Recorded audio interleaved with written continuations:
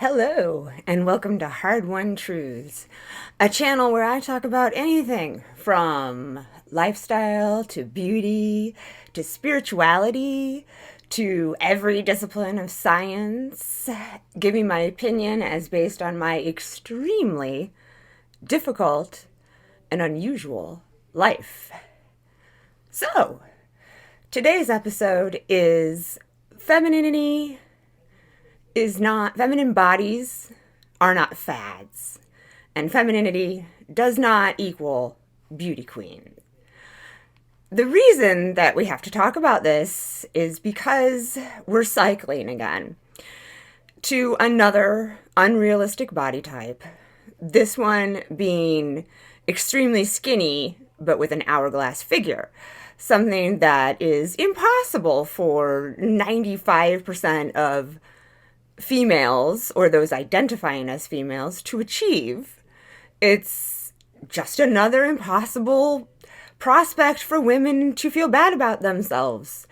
Yet again, another fad. The last fad was thin, thick. Nobody's really able to achieve that. A few people, but most feminine people are not able to achieve that body type. So why do we have these cycles of preference for body type? Back in the Renaissance, we had the Rubenesque body type. That was not achievable by all women. Some women were very thin, and that was not desirable at that point in time. During the 50s, it was Marilyn Monroe, and achieving that look and that figure and that impossibility. Even Marilyn Monroe herself wasn't Marilyn Monroe. She had to really prep for that. She had to have her hair ultra bleached, ultra styled, her makeup on, a fashionable outfit on before she walked out the door, or else she was going to get trolled, because that's what the patriarchy does to females. It trolls the ones who don't meet their impossible beauty standard. This is a patriarchal issue. This is not a human issue. It's a patriarchal issue. It's the result of a system of hierarchy that has been in place on our planet for roughly 6,000 years. It started off in a place that they called, back then, Sumeria, and a capital city of which eventually turned into Babylon. So you really know where we're going with this. This is not the best system of governance or organization of human societal structures. This is a system heavily weighted toward males, and especially those males that are willing to kill. Basically, that was the stereotype for thousands of years, and we bred accordingly so that we would end up with these, He-Man and, how would one put it? He-Man and a housewife, Women, let's be honest, women were not, and still are not, viewed as equal to men. We are judged only on the way we look. That's been true for quite a while, because the way we look was all we had. We didn't have anything. We had no rights, no right to participate in the society, no right to say anything about it, no right to even speak up in quite a few places for quite a long time, or else you would be, if not killed, at least severely beaten. And that is the way that femininity has been portrayed for thousands of years, to the point where it's now ingrained in our subconscious that women are second-class citizens. Women can't be presidents. They can't hold positions of power. They're going to be governed by their hormones. What are you, on your period? You get that a lot, especially if you argue with a man. He wants to know if you're on your period because you're arguing with him, because how dare you argue with a man? I mean, that's women. When you read history, I remember, reading history, and it's like Jane Austen said, it's very boring because it's all full of men with hardly a woman mentioned in it. And as a woman learning that, as a feminine creature, as someone who identifies as female, learning that, you feel entirely left out. There is no history for you. There is no philosopher that you can identify with, no scientist, no great mind, no founder of a nation, no anything. Women were just there to have babies. And that is it. And that is why body types are fads for the patriarchy, because it depends on what the times say is a desirable figure for a woman to have and a desirable face for a woman to have.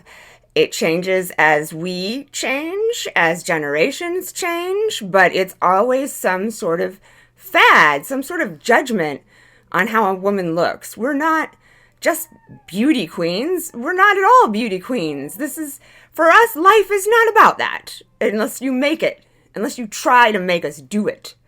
And then some women will buy into it just because they have to.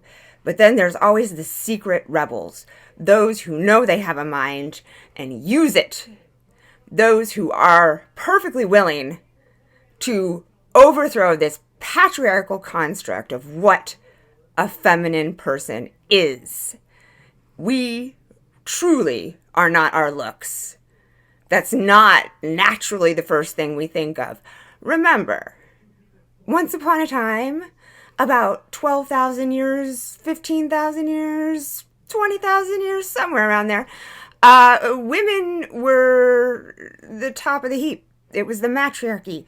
Women were regarded as the utmost creature, and women invented the first, how would one say, more difficult weapon to hunt with, called the atlatl, which was basically a spear throwing device so that they could hunt the larger Ice Age mammals. It was a woman who did that, which means that women were the hunters. So this notion that women can't do things like that is just some BS from the patriarchy that they enforced with their fists and a sword. So you had to say yes. You had to say, yes, master, I will do what you want. I promise. I will have your babies. I will never question you. I will always coddle you. I will be in the Flintstones, or in the Honeymooners. Well, not really the Honeymooners. They argued. But let's see. How shall we say? All the housewife shows, the Betty Crocker shows of the 1950s. That's what men still to this day want from a woman who will coddle them, a woman who will take care of every need so they don't have to clean, they don't have to cook, they don't have to do the laundry. There's a significant portion of men in the supposedly free Western world who still are of the opinion that that's what women should do, that they should always be an infant taken care of by mommy, because that's really what it is. And so this is a bad stereotype for males as well. And it proves that the patriarchy was founded by a bunch of emotional infants who were so codependent they had to essentially turn women into slaves so that they would know the children were theirs, so that they would have absolute control over a woman. And that is why we ended up with these faddish body types that every woman follows, because every woman knows, every feminine identifying creature knows that she is being judged on her looks alone. That is the first thing anyone ever sees about her. If she doesn't look beautiful or pretty according to the standards of society, she is going to be overlooked and even mocked. And that is an awful thing to do to more than half the species. This is not just a gender issue. This is a human issue. This is the ridiculous, highly binary problem of the patriarchy.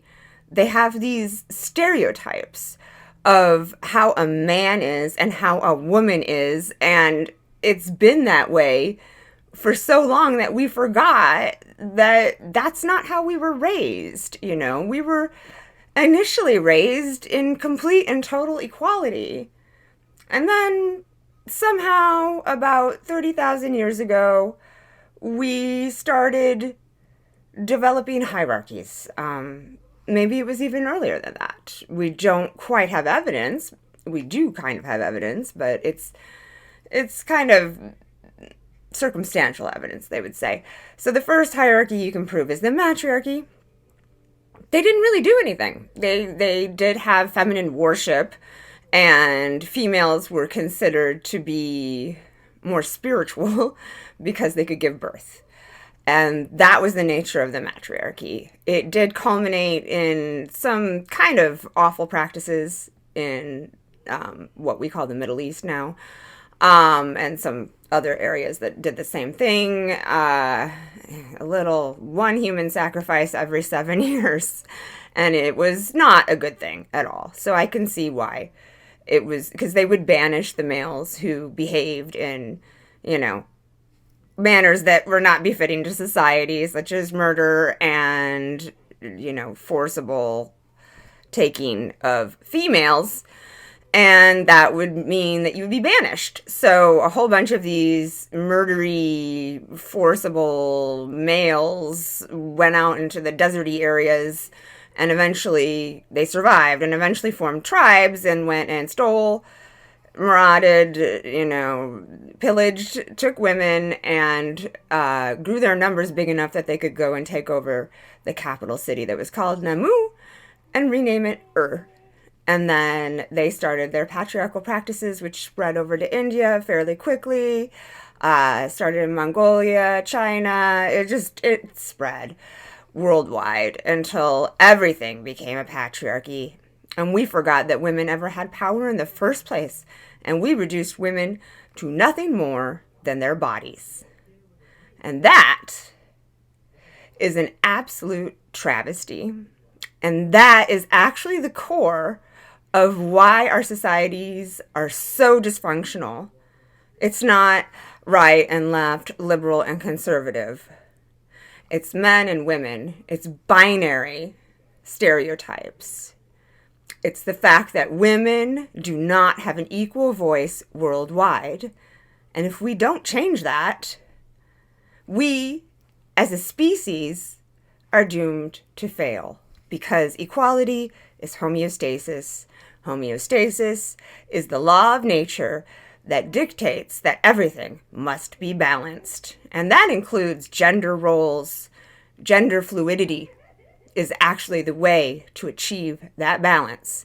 So everyone needs to start thinking in more human, gender fluid terms rather than in binary man, woman, caveman, hit over head, drag woman by hair. That sort of stereotype that is just 6,000 years of patriarchy.